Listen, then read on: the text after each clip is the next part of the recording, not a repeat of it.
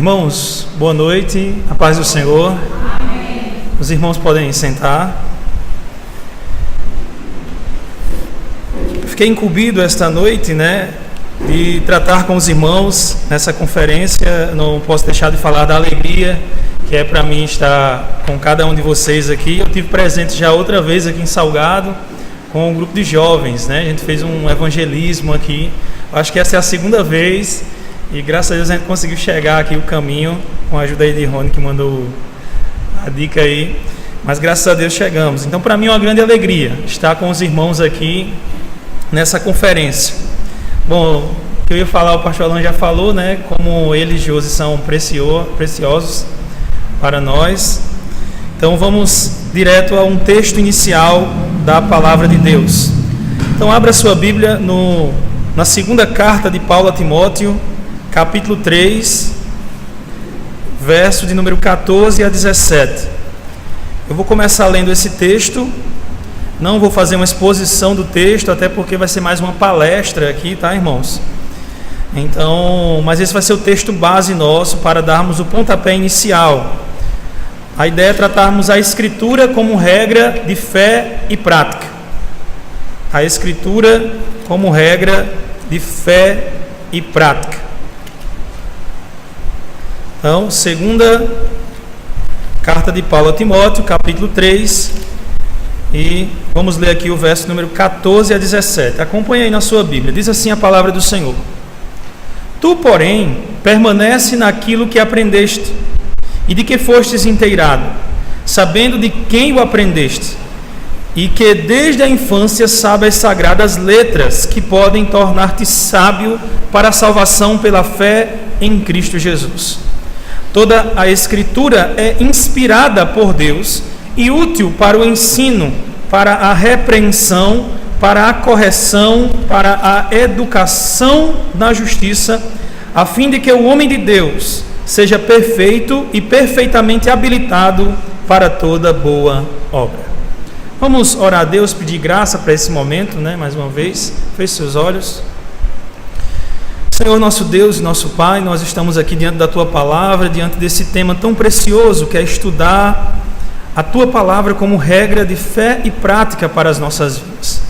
Nos ajuda a compreender, Senhor, a entender, que o Teu Espírito Santo possa desvendar os nossos olhos, que Ele possa nos convencer, nos constranger, Senhor, mas também nos consolar nesta noite.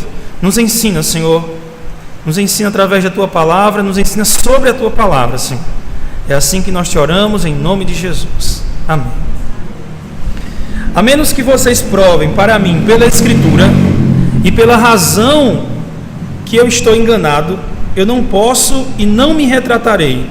Minha consciência é cativa à palavra de Deus. Ir contra a minha consciência não é correto nem seguro. Aqui permaneço eu. Não há nada mais que eu possa fazer. Que Deus me ajude. Amém. Essas foram as palavras de Lutero, quando estava ali na dieta de Worms, onde ele foi confrontado para que pudesse então se retratar com relação aos seus escritos. Lutero, que nós estamos há 2 dias, Foi dia 31, hoje é dia 3, então 3 dias aí, de que celebramos 501 anos da Reforma Protestante. E Lutero fez exatamente isso. Ele rejeitou a autoridade papal, a autoridade da igreja, que era contrária exatamente à autoridade da Escritura. E quando ele foi confrontado para que se retratasse do que estava falando diante das autoridades, ele simplesmente disse que, a não ser que alguém me prove pela Escritura, pela razão que eu estou errado, eu não vou me retratar. Que Deus me ajude. Essas foram as palavras de Lutero. É muito importante a gente estudar esse tema da Escritura como regra de fé e prática nos dias de hoje. Assim como nos dias de Lutero, havia um conflito de autoridade. Quem é a autoridade superior com relação à verdade, à prática ou à fé? A igreja ou a Escritura? Quem? E então, esse confronto de autoridade foi o que gerou ou desencadeou a Reforma Protestante. Hoje nós vivemos um conflito semelhante, irmãos. A diferença é que hoje as autoridades estão nas diversas formas aí. A autoridade para dizer o que é verdade ou não se encontra em muitas coisas. Alguns dizem que está na ciência. A ciência diz que é isso, então pronto, é isso. Mesmo que a Bíblia diga contrário. Então, há uma crise de autoridade e da verdade. Aonde encontrar a verdade? O que pode regular a minha vida? O relativismo invade os muitos lugares e apontam: isso aqui é verdade, mas é verdade só para você, não é para mim. O que então pode nos guiar como uma espécie de regra para a verdade? Ou como uma espécie de uma regra de fé e prática? E é exatamente a volta à autoridade suprema da Escritura, que nosso irmão Tiago vai falar depois. Esta volta que foi ditado por muitos dos reformadores e que precisamos hoje, ainda hoje, trazer de volta esta autoridade para a nossa questão de fé e prática, sempre ter a Escritura como autoridade suprema em todos os âmbitos da nossa vida. Então, eu vou dividir a minha palestra aqui em 3 etapas para que os irmãos possam entender melhor. No primeiro momento, nós vamos estar analisando alguns trechos da Escritura e testemunho da própria Escritura, apontando a Escritura como uma regra de fé e prática. Na segunda parte, nós vamos tentar aqui refletir um pouco do que é ter a Escritura como uma regra de fé. O que é para mim, como membro da Igreja Reformada, ter a Escritura como uma regra de fé. E por fim, em terceiro lugar, nós vamos trabalhar como é ter a Escritura como uma regra também de prática. Então, queira Deus, nós possamos pensar um pouco sobre esses 3 pontos. Evidências na Escritura, que a Escritura de fato é a nossa regra de fé e prática, e depois cada um separadamente. Então, eu queria primeiro começar dizendo que eu não vou falar apenas que a Bíblia ou a Escritura como uma regra de fé e prática, mas eu queria que os irmãos pensassem um pouco diferente, pensassem a Escritura como a única e infalível regra de fé e prática. Veja que é um pouco diferente. Simplesmente você dizer que a Escritura é uma regra de fé e prática e dizer que ela é a única e infalível regra de fé e prática. Por que eu estou defendendo então que a Bíblia é a única e infalível regra de fé e prática? Um pouco mais à frente eu vou poder explicar um pouquinho para os irmãos, porque essa noção de regra de fé, ou como é taxado por alguns, como é colocado por alguns teólogos em latim, a palavra regula fidei, ela pode ser interpretada também não apenas como a Escritura, mas como uma crença. Então, o que eu estou querendo dizer para vocês aqui, defender hoje, é que a Escritura, ela é a única e infalível regra de fé e prática. Amém? Então, vamos ver como nós podemos entender. Então, primeiro, o que é uma regra? O que é uma regra? Para que serve uma regra? A palavra regra, o que está mais próximo no grego é a palavra cânon. Ou seja, é algo para você seguir. É aquilo ali. É tanto que os livros da Bíblia depois eles se formam e nós chamamos que quando ele está completo nós temos o cânon completo. Se fosse fazer de uma forma latina, mas ficava a regra ou a regula completa. Então, em primeiro lugar, nós precisamos entender como é ter uma regra de fé e prática. Primeira coisa, para se ter uma regra, essa regra ela tem que ser verdade. Ela tem que ser, por isso que ela tem que ser infalível. Porque se ela é falível, se essa regra tem falhas, então ela não é boa para mim tomar ela como regra. Ela só é boa para tomar como regra quando ela é infalível. Ela não tem falhas. Então isso é uma coisa. Uma outra coisa é que a regra ela tem que estar acessível ao povo.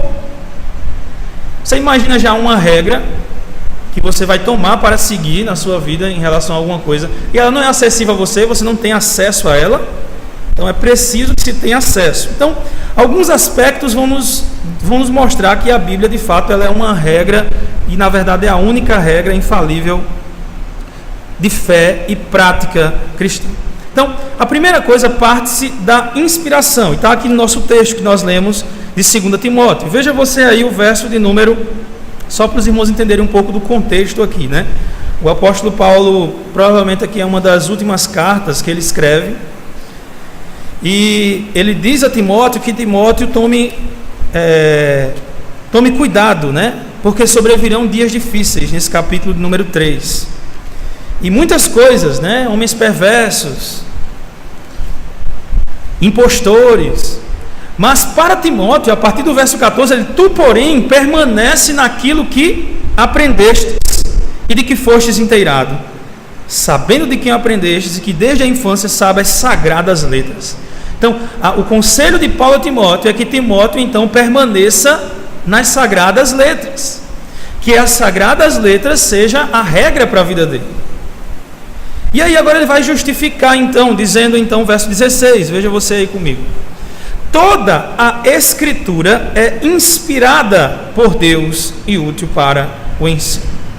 Então, primeira lição que nós tiramos aqui e que podemos perceber é que a escritura sagrada, ela é inspirada, mas não é uma inspiração qualquer. A gente chama isso na teologia de uma inspiração plenária. O que é isso? Quer dizer que a Bíblia ela foi toda inspirada, completa. Não é somente uma parte da Bíblia, não é somente a parte que Jesus falou, né? Como algumas Bíblias aparecem em vermelho, né? A parte que Jesus falou aparece em vermelho, como se elas valessem mais do que as outras, né? Mas não, toda a Escritura foi inspirada por Deus. Então, o texto aqui nos mostra que toda ela. Mas uma pergunta surge: essa Escritura aqui, que está sendo dita aqui, se refere a quê? Ao Novo Testamento ou ao Antigo Testamento? É óbvio que quando Paulo escreveu isso aqui, não estava ainda formado todo o Novo Testamento. Só estava formado o quê? O Antigo Testamento. Então, essa escritura aqui se refere ao Antigo Testamento. Mas em outro lugar, o apóstolo Paulo vai apontar a escritura para textos também do Novo Testamento. Rapidinho, deixa a nossa Bíblia marcada aí. A primeira carta de Paulo a Timóteo, se você olhar aí, no capítulo 5, umas paginazinhas atrás, no capítulo 5, o verso de número 18,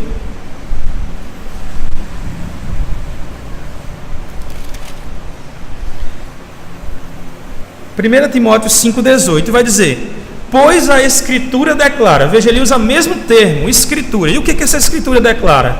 A Escritura declara: não amordaces o boi quando pisa o trigo, e ainda o trabalhador é digno do seu salário. Mas o que isso tem a ver? Primeiro, o primeiro que ele diz que a Escritura diz é um texto de Deuteronômio, capítulo de número 25, verso 4. Que está onde? No Antigo Testamento. O segundo trecho que ele diz, o trabalhador é digno do seu salário, é um texto que está em Mateus 10:10, que é um texto onde? Do Novo Testamento. Isso nos mostra então que o apóstolo Paulo usava escritura não apenas para textos do Antigo Testamento, mas também para textos do Novo Testamento. Tem outros exemplos que a gente pode ver ainda. Por exemplo, o apóstolo Pedro, né? Rapidinho aqui, 2 Pedro, só para os irmãos terem a ideia, um pouquinho mais à frente aí, 2 Pedro, capítulo de número 3, versos de números 15 e 16.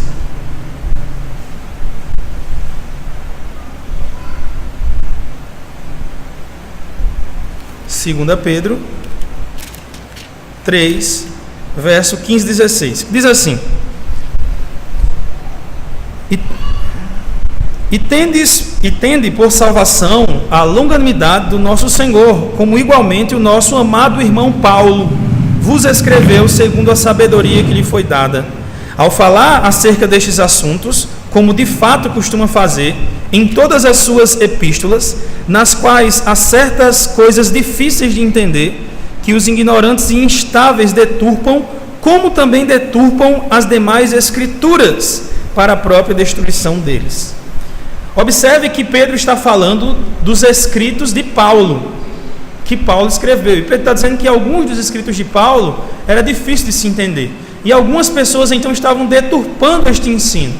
assim como eles deturpam, o texto vai dizer, as demais escrituras. Veja, quando eu falo que as demais, é porque o que eu falei antes também é escritura. Então, tanto os evangelhos, como os escritos de Paulo, como todas as partes do Novo Testamento, também está representado como escritura para nós aqui.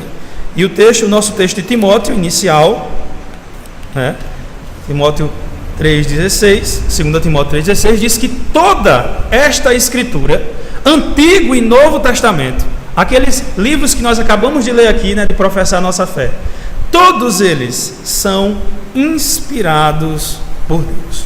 E o que é então inspirados por Deus? É que esses livros, eles foram soprados pelo próprio Deus. E aqui é o que nós chamamos de que a inspiração também, ela não é apenas plenária, porque ela é completa de toda a Escritura, mas a inspiração também ela é verbal. Ela foi soprada pelo próprio Deus. Todo o texto sagrado é inspirado por Deus. Todo ele, irmãos. Todo ele. E por isso, se todo o texto é inspirado por Deus, e Deus não falha, isso significa o quê? Que o texto também não falha. Por isso, então, que esta regra, ela é infalível. Ela não falha. Mais um texto para nós entendermos um pouco. Jesus, certa vez, citando o Antigo Testamento, lá no Evangelho de João, capítulo de número 10, Evangelho de João 10, 35.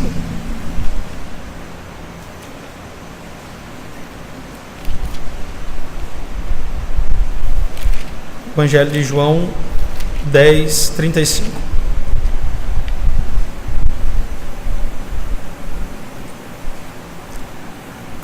Só para os irmãos entenderem aqui, o contexto aqui,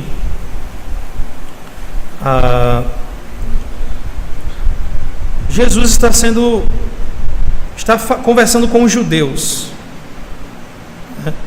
Vou ler aqui só a parte do 33, só para os irmãos entenderem, certo? O que eu quero olhar é para o 35, mas só para os irmãos entenderem o contexto. Respondeu-lhe os judeus: não é por obra boa que te apedrejamos, e sim por causa da blasfêmia, pois sendo tu homem te fazes Deus a ti mesmo. Replicou-lhes Jesus: não está escrito na vossa lei, eu disse, sois deuses? Verso 35. Se ele chamou deuses aqueles a quem foi dirigida a palavra de Deus, e a Escritura não pode falhar. Só para os irmãos entenderem a situação aqui. Os judeus estão querendo apedrejar Jesus, porque Jesus então está se fazendo Deus aqui, Eles estão entendendo que Jesus está dizendo que ele é Deus. E observe que Jesus vai usar um texto lá do Antigo Testamento, provavelmente é o Salmo 82, que a palavra Deus é utilizada para os magistrados, para os juízes. E Jesus então usa esse texto, diz, olha o que diz o texto aqui, não diz que sois deuses, lá no Salmo 82? Em outras palavras, Jesus também está chamando a atenção aqui para que alguns dos magistrados e líderes políticos daquela época queriam tomar, inclusive, a autoridade de Deus, dizer o que era certo e o que era errado. Mas Jesus está falando o seguinte, ele usa o texto do Antigo Testamento e ele usa uma expressão aqui muito clara, ele diz, a Escritura não pode falhar. Então, a Escritura é infalível, ela não pode falhar, ela não pode falhar. Então, por isso, nós podemos atestar a Escritura como uma única e infalível regra de fé e prática. Ela não falha. É isso que faz dela a melhor regra, Você quer uma regra para a sua vida que falhe? Ou você quer uma regra que sua vida seja dirigida por algo que não falha? Exatamente.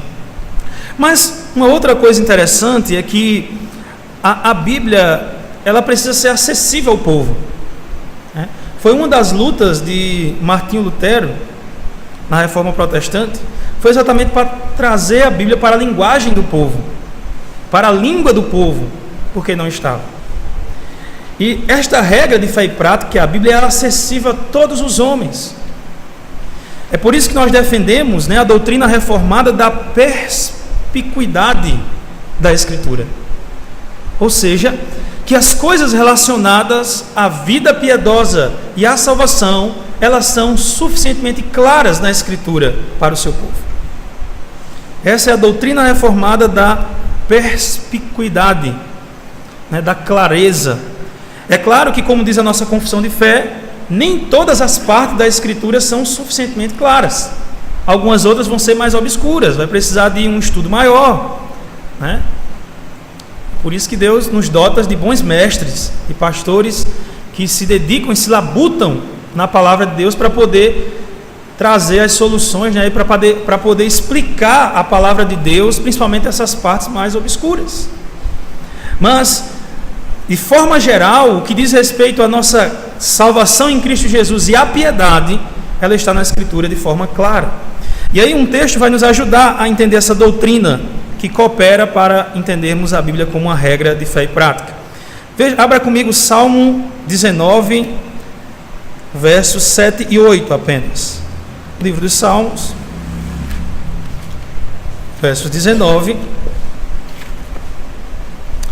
capítulo 19, versos 7 e 8.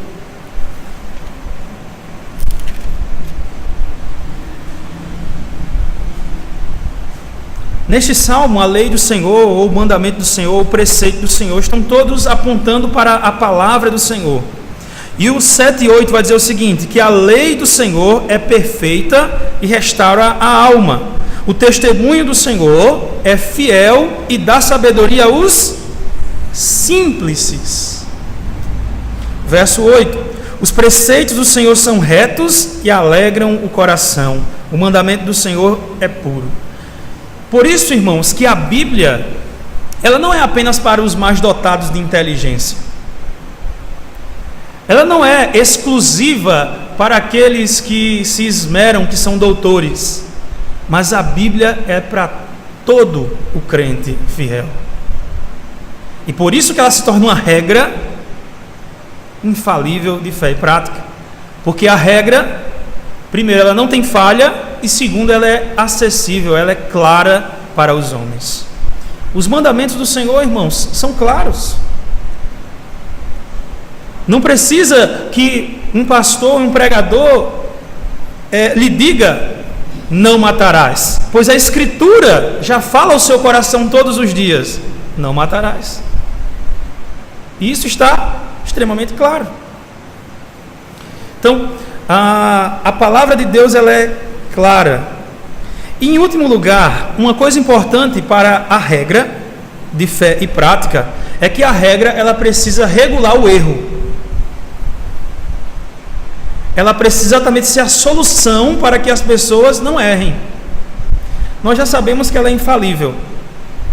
Nós já sabemos que ela é clara para os simples. E, finalmente, nós sabemos que ela é a própria palavra de Deus falada. É uma inspiração plenária e verbal. E, finalmente, a Bíblia, a Escritura Sagrada, ela é uma regra infalível de fé e prática, porque ela regula o erro. Através da Escritura, você pode não errar. Ela não apenas não tem erro, mas ela faz com que você também não erre. Esse é o objetivo de uma regra. E qual o texto que nos diz isso? Mateus 22, 29. Queria que você fosse comigo aí para esse texto. São inúmeros os textos, eu estou apenas citando alguns aqui, até porque depois vocês vão ver aqui uma palestra sobre a autoridade da Escritura, e muitos desses textos aqui vão ser falados também. Então, Mateus 22, 29, que diz: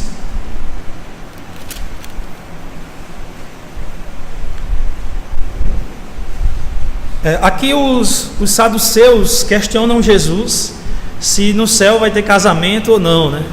Se uma pessoa era casada aqui e quando então morreu a sua esposa, ficou viúvo, casou de novo, e aí quando estiver no céu, quem é que vai ser a esposa? Os dois, as duas?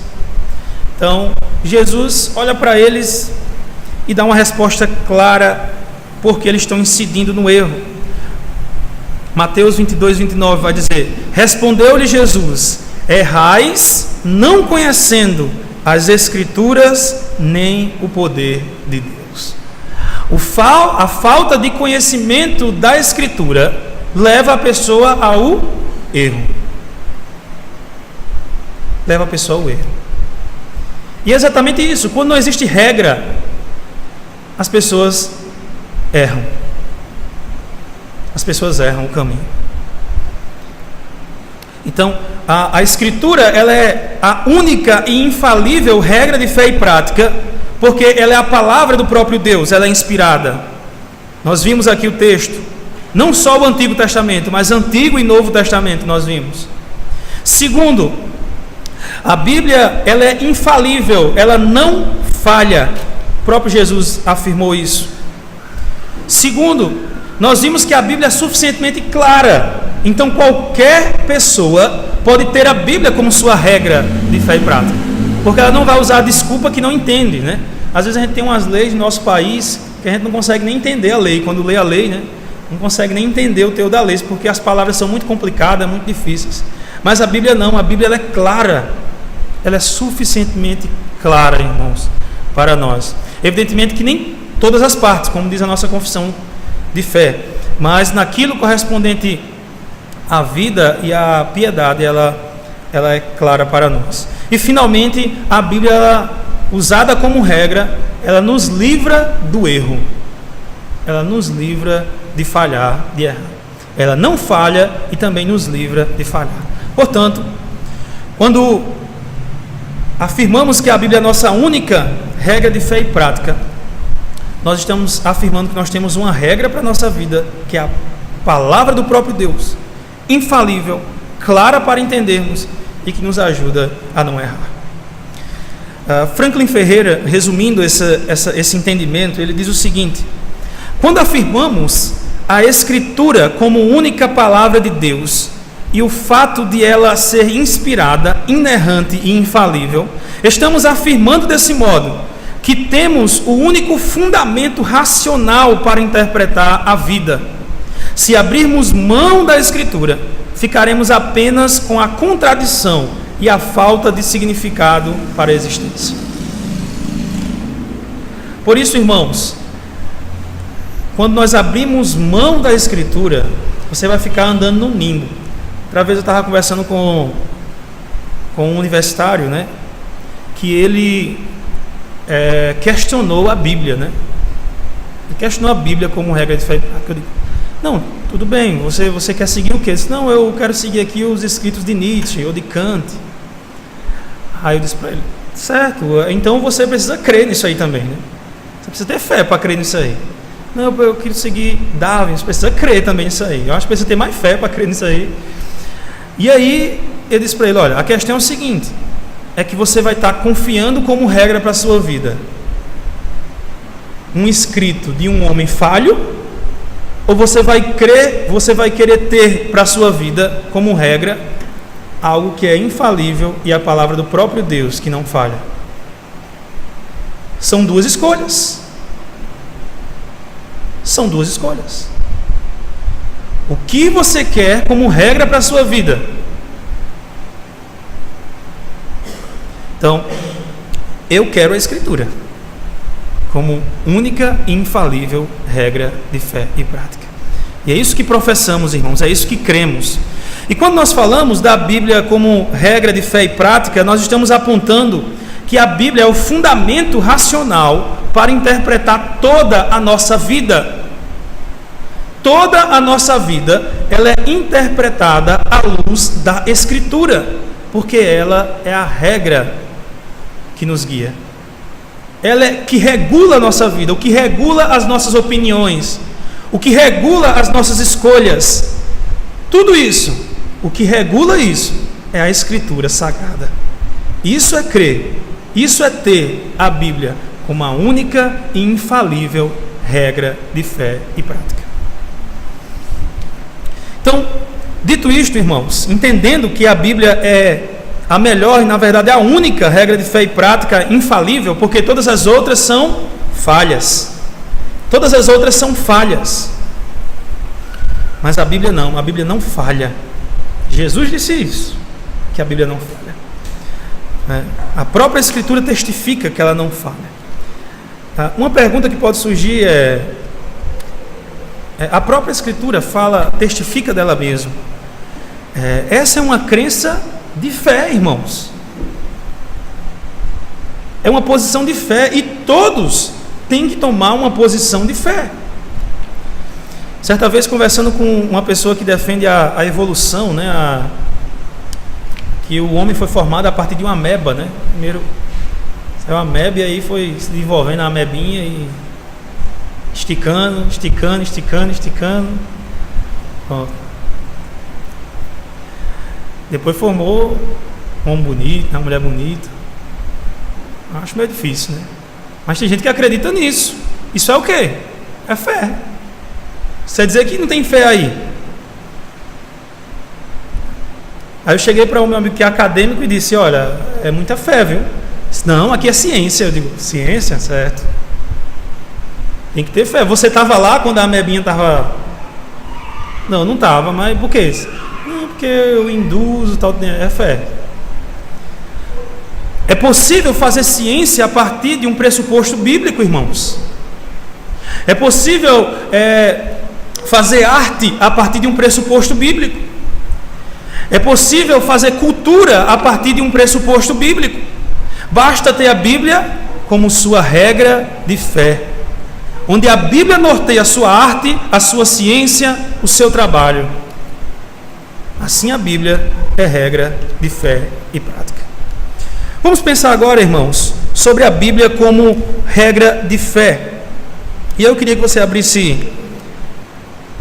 Nós já vimos evidências de que a Bíblia é a única e infalível regra de fé e prática. Foi o primeiro momento. O segundo momento agora, nós vamos pensar na Bíblia como regra de fé apenas. O que é entender a Bíblia como regra de fé agora? Vamos ver aqui o texto de Atos, capítulo 17, verso 11. Atos 17, verso 11. Vamos ver aqui um exemplo de umas pessoas aqui que tinham a Bíblia como sua regra de fé. 17, 11. Atos 17, 11.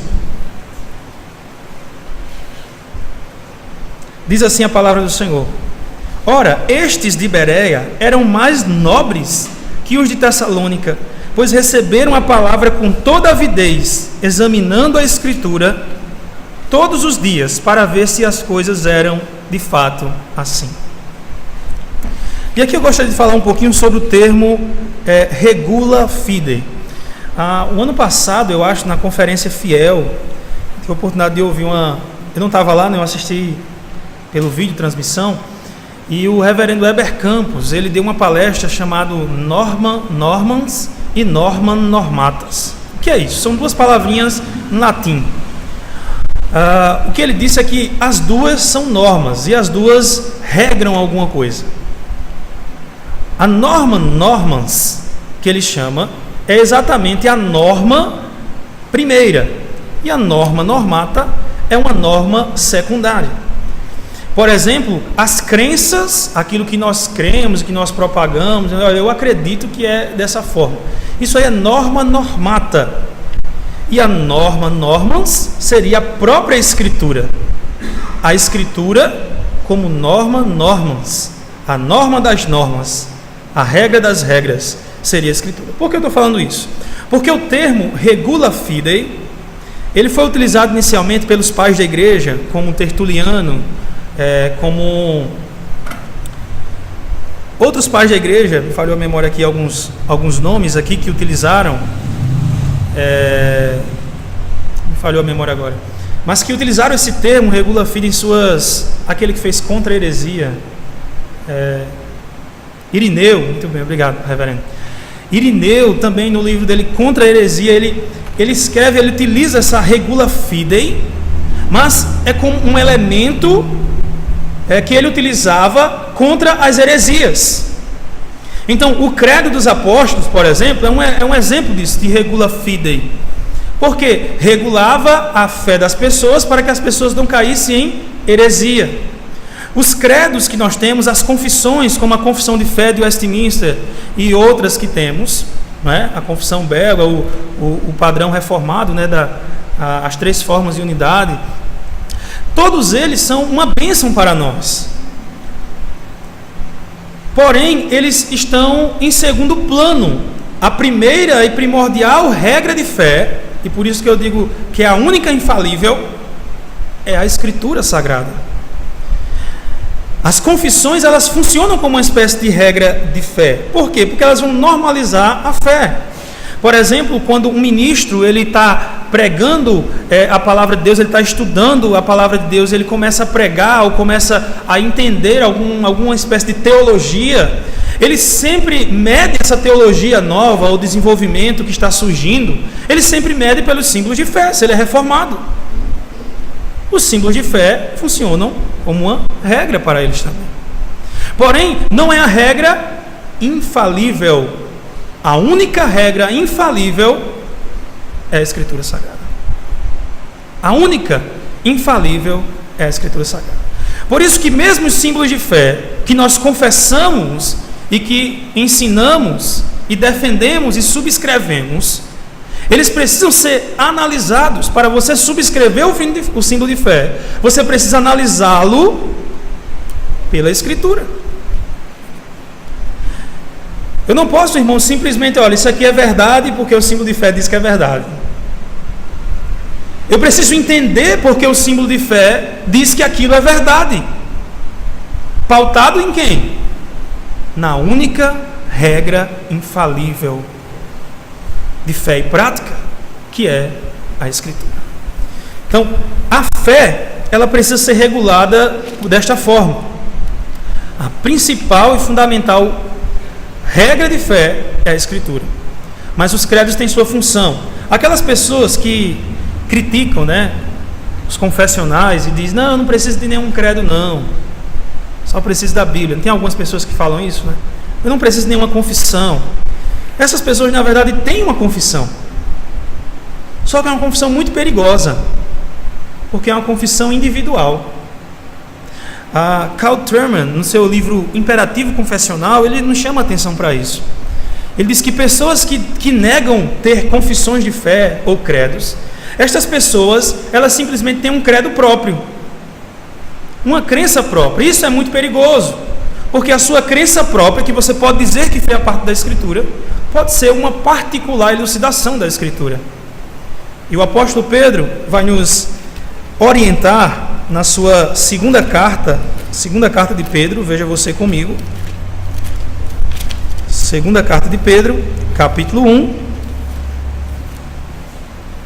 Segunda carta de Pedro, capítulo 1. Verso de número... Vamos ver a partir do verso 19 até o 21. Olha o que diz. Temos assim tanto mais confirmada a palavra profética, e fazeis bem em atendê-la, como a uma candeia que brilha em lugar tenebroso, até que o dia clareie e a estrela da alva nasça em vosso coração. Sabendo primeiramente isto, que nenhuma profecia da Escritura provém de particular elucidação, porque nunca jamais qualquer profecia foi dada por vontade humana. Entretanto, homens santos falaram da parte de Deus, movidos pelo Espírito Santo. Perceba, irmãos, a profecia da Escritura, o que está escrito ali na Escritura, não pode ser de particular elucidação. Eu não posso simplesmente dei na telha agora, não quero saber mais do que o pastor fala, do que os símbolos de fé falam, e vou criar uma própria crença minha, a confissão de Cleiton. Não posso fazer isso, irmãos. Porque Pedro está nos exortando, a Escritura não é de particular elucidação. Porque quem escreveu a Escritura foram homens da parte de Deus, e o mesmo Espírito que moveu esses homens é o Espírito que ilumina o povo de Deus. Por isso que a regra confessional, os catecismos, a confissão de fé de Westminster e outras coisas, elas funcionam também como regra de fé, mas não é infalível. Não é infalível. A própria confissão de fé, em um dos seus capítulos, vai dizer que os concílios muitas vezes podem incorrer em erro.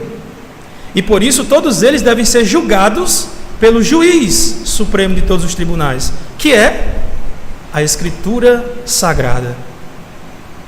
A única e infalível regra de fé e prática. Por isso, aquilo que nós cremos, aquilo que utilizamos a nossa fé, deve ser norteado, regrado pela Escritura Sagrada de forma primeira. Mas uma coisa interessante é que, às vezes, nem sempre a fé que é professada é a fé que existe no coração do homem. É preciso entender primeiro esse conceito de fé. Então, quando nós queremos entender o que é fé, normalmente a gente já vai para um texto. Então eu queria que você fosse comigo para ele, para o texto de Hebreus capítulo 11. Hebreus 11.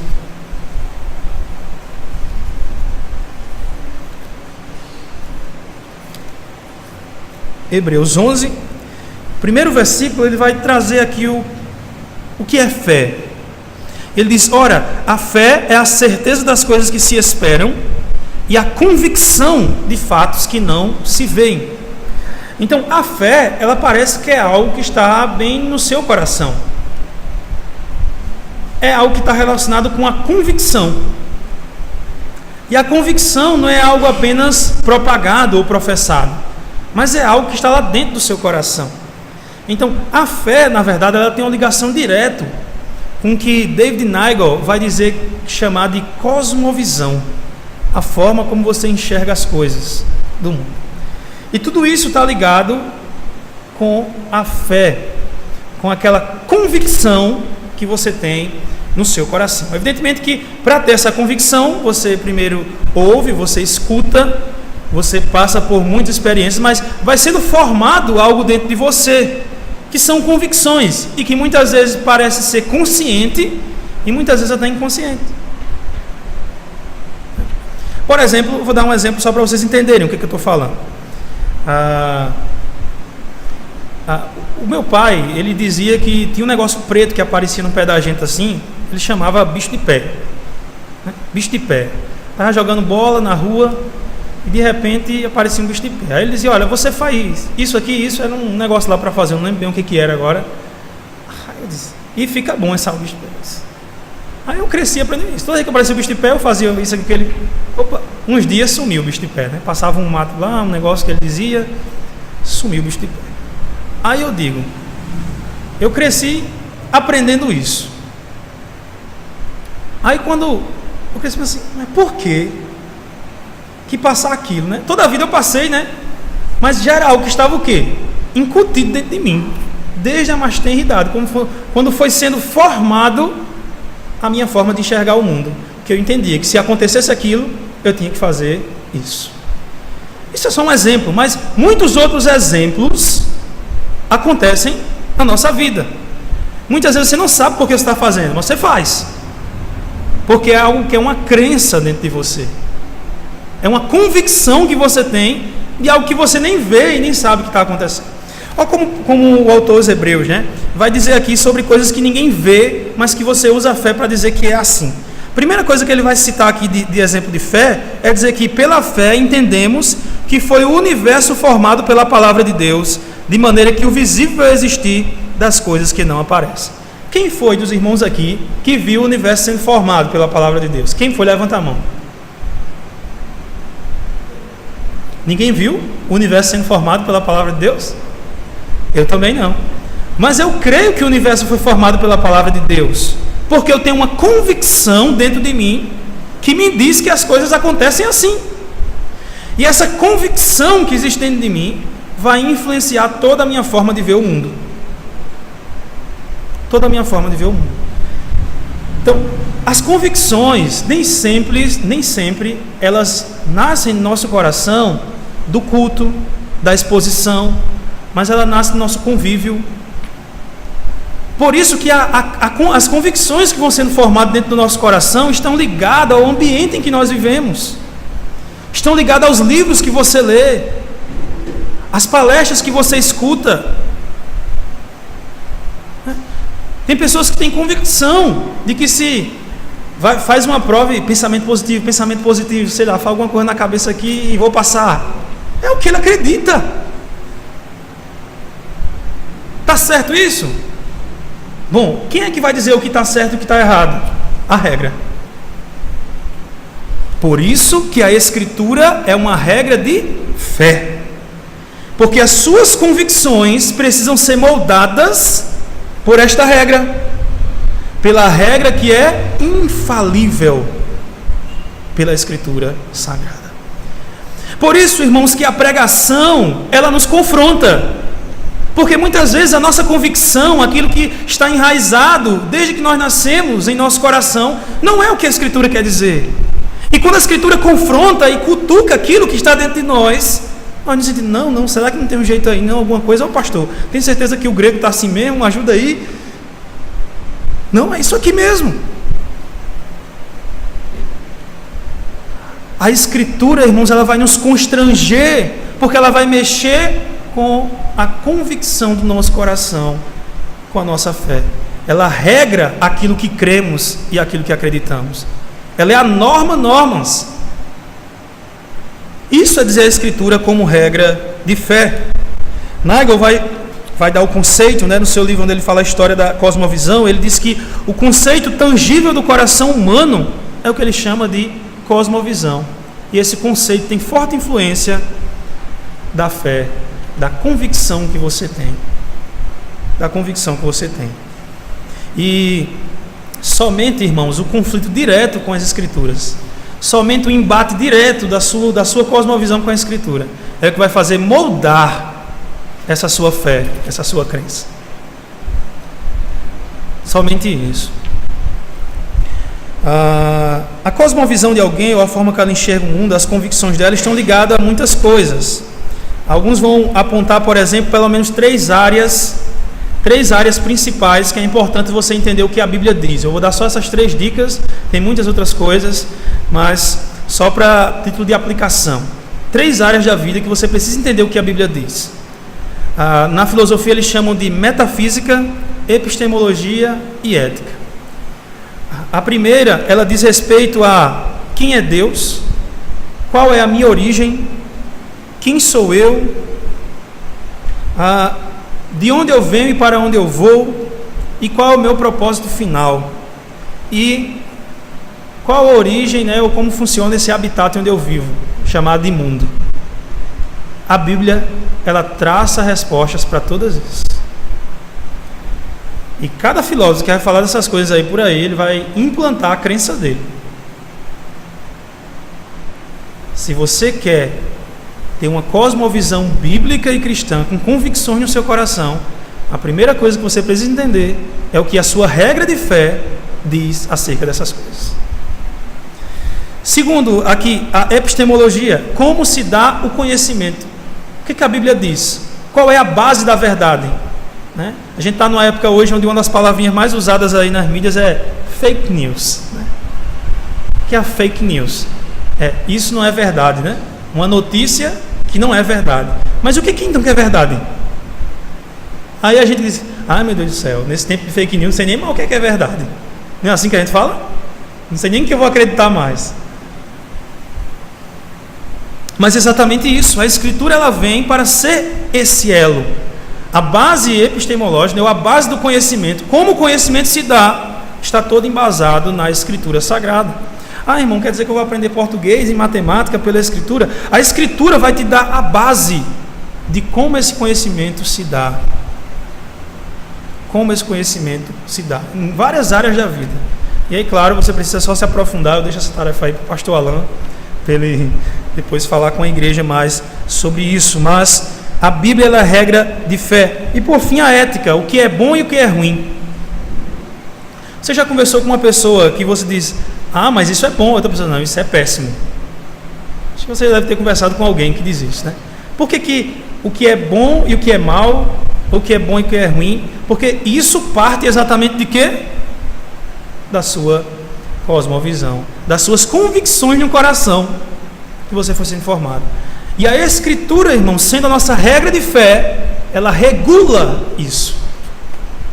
Ela regula o que é bom e o que é ruim. Qual o papel disso?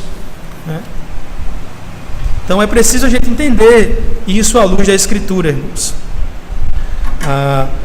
Então, dito isto, Jesus disse em João 7,31: quem crê em mim, como diz a Escritura, do seu interior fluirão rios de água. Veja, quem crê em Jesus, como diz a Escritura.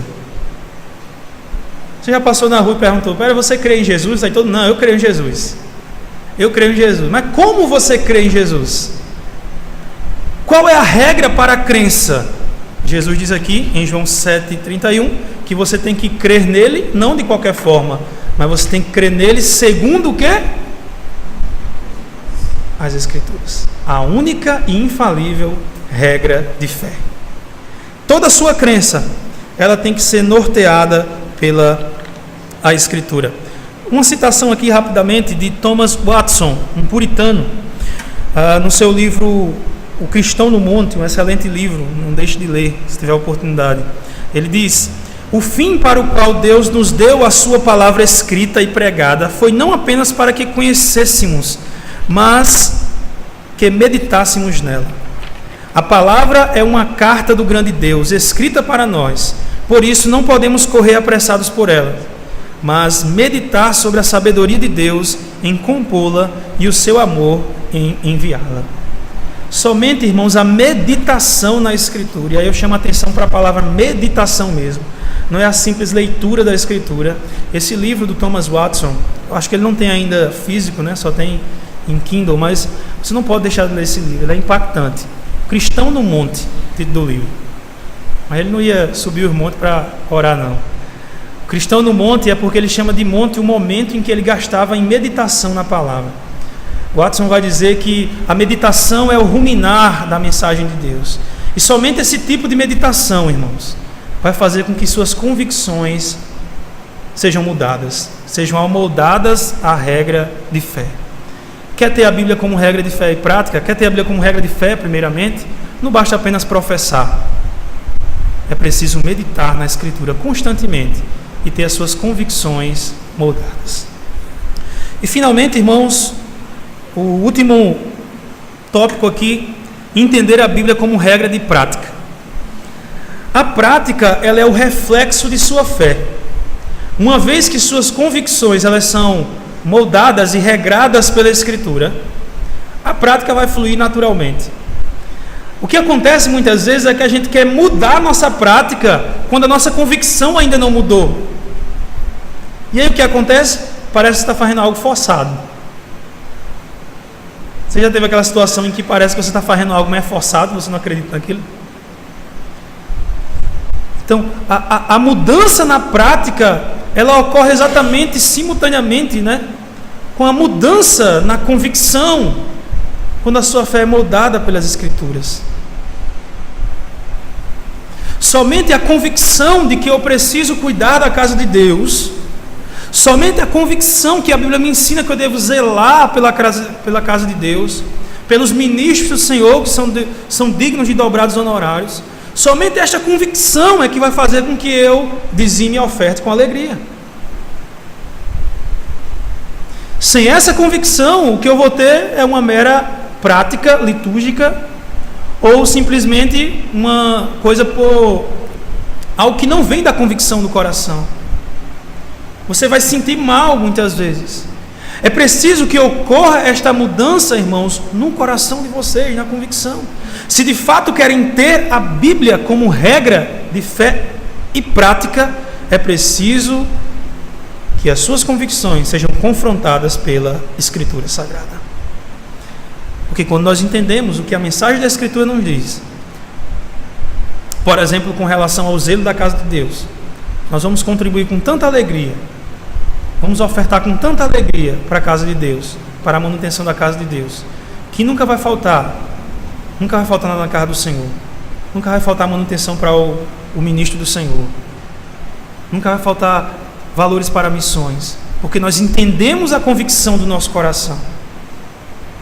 Então, a prática cristã, a prática desta regra, ela é muito importante. Ela é reflexo da fé. O próprio Tiago nos diz, né? Tiago 2,18 vai nos dizer: eu, com as obras, mostrarei a minha fé. Vamos trocar a obra por prática? Eu, com a minha prática, mostrarei as minhas convicções, a minha fé. Mostrarei a minha fé. Tanto Calvino como os calvinistas, segundo Joel Bick, no seu livro Vivendo para a Glória de Deus, são chamados de pregadores experimentais ou experienciais. Você já viu uma pregação experimental? Se a gente falar um negócio no dia de hoje, vai pensar que é um pregador que não fala da Bíblia, que só conta a experiência, né, da vida dele. Mas era diferente. Joel Bick vai nos dizer que esse tipo de pregação, ele denota como sendo uma pregação reformada, né? A pregação experiencial ou experimental era, diz ele, abre aspas, a pregação experiencial trata da questão vital de como o cristão experimenta a verdade da doutrina bíblica na sua vida. É chamada de pregação experimental porque a pregação ela é proclamada, mas ao mesmo tempo ela é experimentada na vida do ouvinte. Você está ouvindo a pregação hoje, você não simplesmente está adquirindo conhecimento, absorvendo conhecimento, mas aquela pregação ela vai juntar a você ali naquele momento e vai ser testada se de fato a sua vida está sendo aprovada por esse teste da palavra de Deus.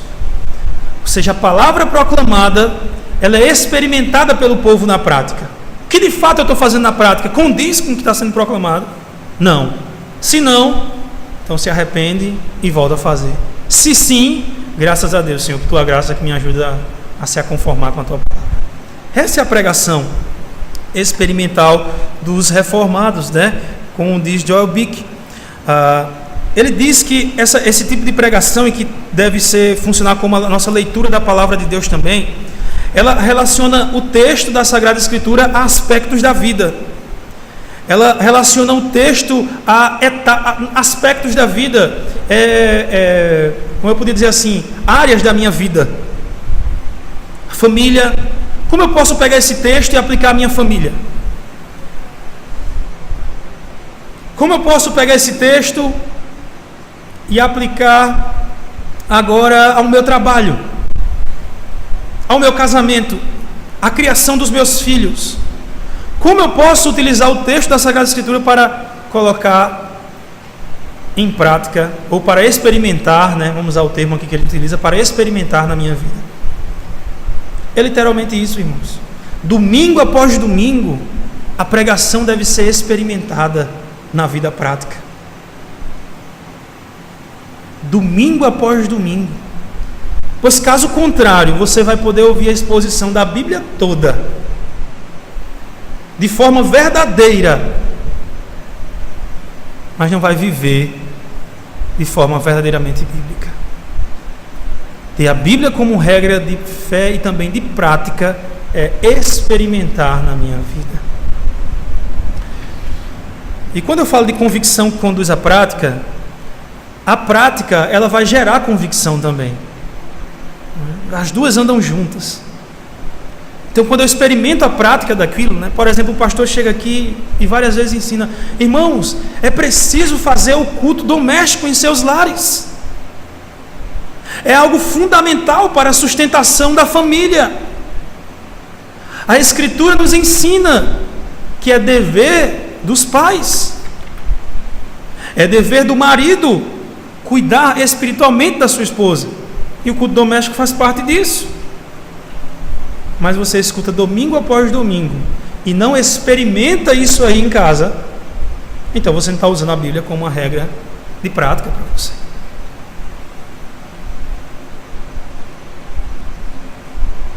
Então você precisa começar a prática juntamente com a convicção no seu coração que você está fazendo é exatamente a sua regra de fé e prática, para que você possa moldar a sua vida a esta regra. O diretório do Westminster fala ainda, diretório de culto, do Westminster, fala ainda de algumas formas de aplicação. Ele fala para a pregação, mas vale também para nós entendermos como a Escritura pode ser aplicada às nossas vidas na prática, como uma regra de prática. Primeiro, ele disse que a palavra ela pode ser aplicada a nós de forma instrutiva, ensinando aquilo que devemos crer sobre Cristo, sobre o Espírito Santo, sobre a igreja, as crenças, aquilo que devemos crer. Não só as crenças eclesiásticas, mas também as crenças lá fora. A palavra também pode ser utilizada como refutação. Textos da palavra que refutam um falso ensinamento. A palavra pode ser usada como exortação, que é quando você encoraja, as pessoas são encorajadas pela palavra de Deus. A palavra pode ser usada também como dissuasão, para desfazer, para convencer as pessoas da verdade. Ela pode ser usada também com conforto. A palavra de Deus também ela conforta a nossa alma, irmãos.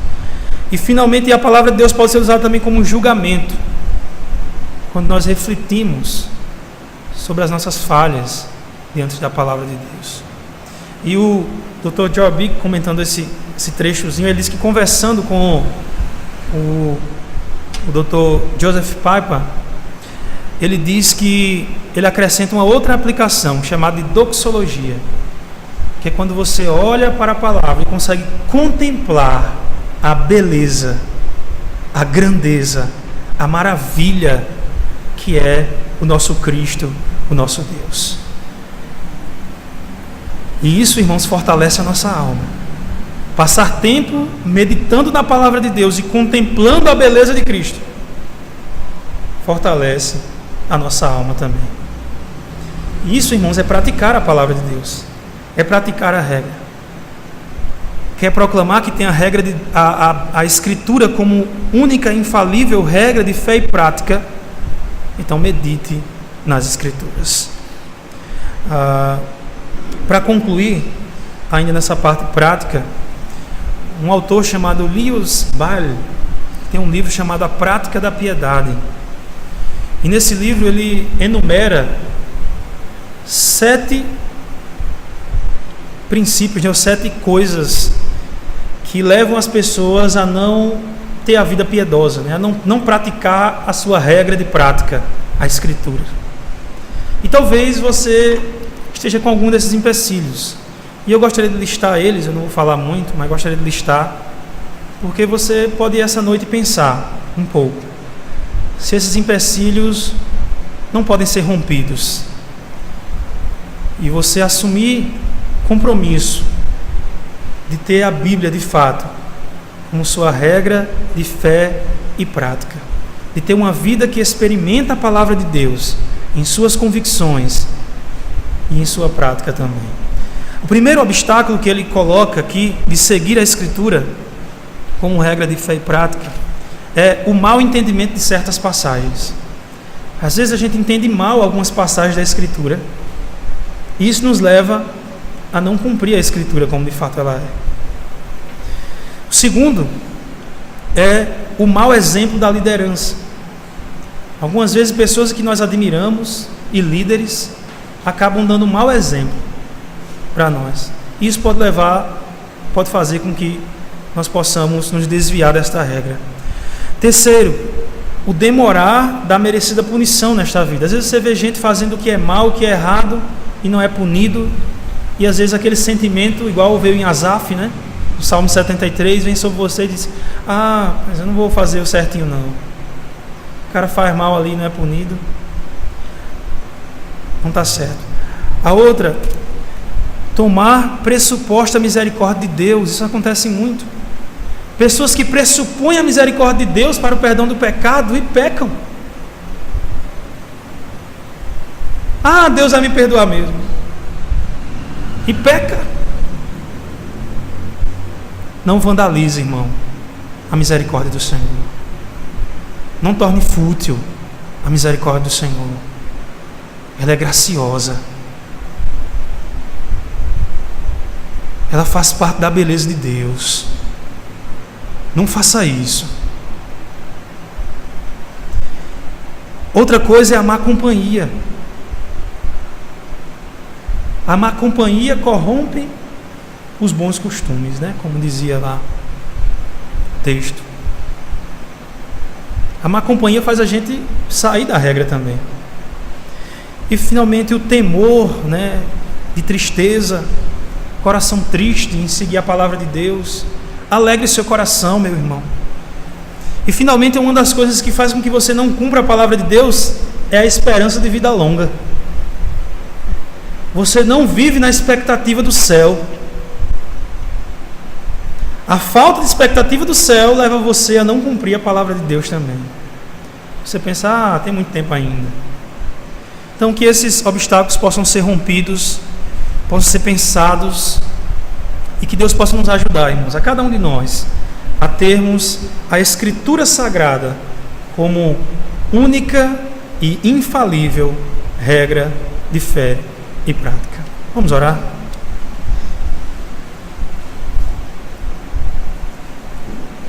Senhor nosso Deus, nosso Pai, obrigado por Tua palavra, Senhor, que nos instrui nesta noite a como nortear a nossa fé, as nossas crenças, as nossas convicções, Senhor.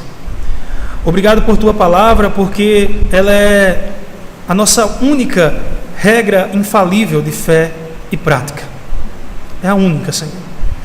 Ajuda-nos, Senhor, a ser guiados por ela em todos os instantes da nossa vida. Ajuda cada irmão aqui presente, Senhor, para que possam de fato ter a Bíblia como sua regra de fé e prática.